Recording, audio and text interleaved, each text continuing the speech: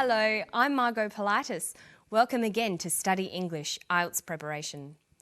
Today we're going to look at cycles, at phrasal verbs, and then we'll finish with a bit of punctuation. But now here's a man who was a microbiologist and a mushroom grower. He's talking about mushrooms and the part they play in the carbon cycle. They occur naturally in the forests as wood-degrading fungi. That's their job. When trees die, they grow on the tree. They break down the lignin and the cellulose, which is the most resistant form of carbon, and they break it down, produce mushrooms, and in turn you end up with organic matter going back into the soil, and so the carbon cycle in the forest goes on. The speaker, Noel Arrold, is talking about how mushrooms grow naturally. They are an important part of the carbon cycle. But what is a cycle?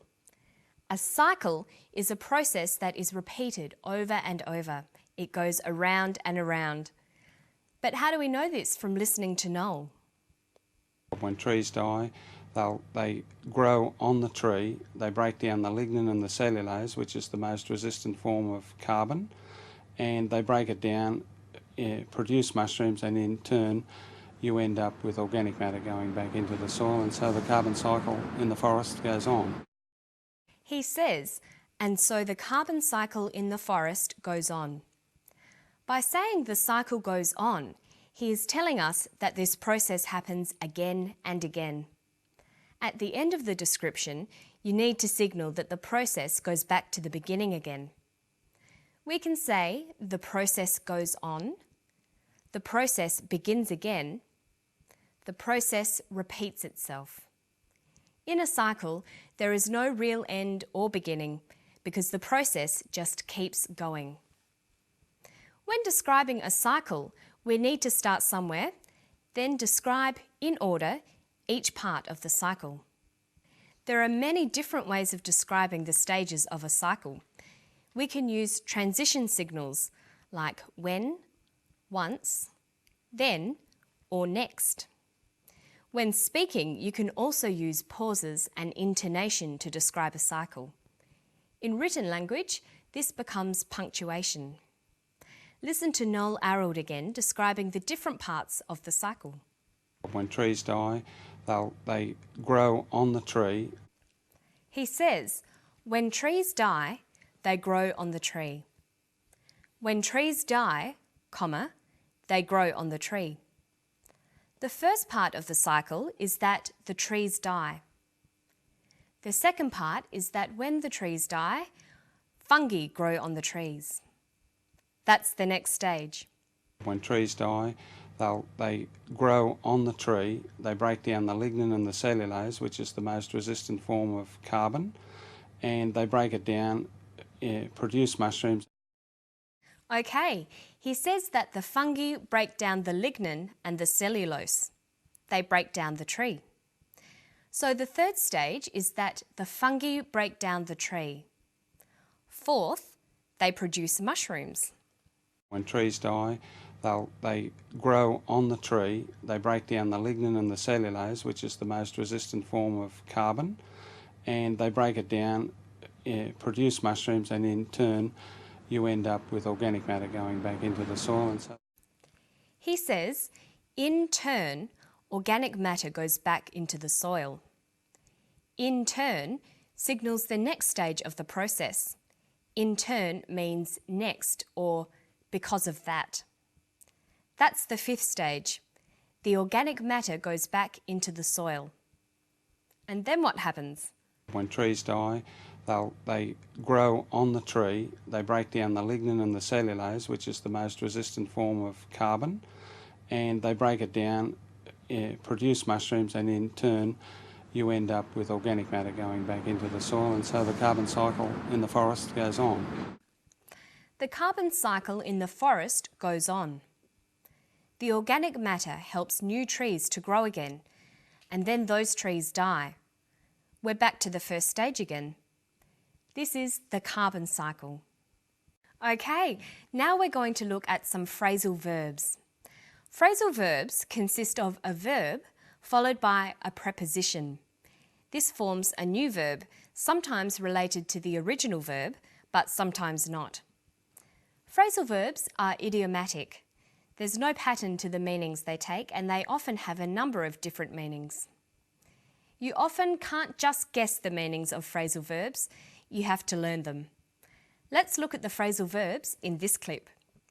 They break down the lignin and the cellulose, which is the most resistant form of carbon, and they break it down, produce mushrooms, and in turn you end up with organic matter going back into the soil, and so the carbon cycle in the forest goes on. There were 4 phrasal verbs. They were break down, end up, and 2 using go back, and go on. Notice that sometimes the preposition will give you an indication as to what the phrasal verb might mean. Let's look at these 4. See if you can match the meanings. Break up, end up, go on, go back, and finish, continue, decompose, return. Well, break up means to decompose. Go back means to return. Go on means to continue, and end up means to finish. But notice that break up can sometimes mean finish as well. We can break up from school. In formal writing, we would be more likely to use words like continue or return than phrasal verbs, which tend to be less formal. Phrasal verbs are difficult to learn because there are so many of them. Look at go. We've already seen it with go back and go on, but there's many, many more. And remember, most of these have got more than one meaning. It takes a lot of time to get used to all the phrasal verbs and what they mean. You need to listen carefully to people speaking and the way they use phrasal verbs. Another important thing to do is to write them down in groups and buy a good phrasal verb dictionary. So pay attention to those phrasal verbs. Learning them in groups can be fun, and your spoken English will sound much more natural. Now we're going to look at some writing tips. For variety, it's important that you use a lot of different sentence types of different lengths. The difficult thing is finding the balance. You can join together short sentences using conjunctions, but what do you do with sentences that are too long? This sentence has many ideas, all joined together with and. How many ands are there in the sentence? They break down the lignin and the cellulose, which is the most resistant form of carbon, and they break it down, produce mushrooms, and in turn you end up with organic matter going back into the soil, and so the carbon cycle in the forest goes on. There are 4 ands. This sentence is too long and should be edited. The ideas can be broken down into smaller groups and shorter, clearer sentences. There are several ways of doing this. We can use punctuation, conjunctions, and connectors. So let's have a look. Here's the full sentence. We can start by using punctuation. Use a comma to separate clauses. Use full stops to separate complete ideas. And you can replace some of the ands with full stops. But remember, the new sentence must now start with a capital letter. Now we have a clear paragraph expressing a number of ideas with different kinds of sentences. And the carbon cycle goes on. But we can't go on. It's time to end this episode of Study English. But I'll see you next time.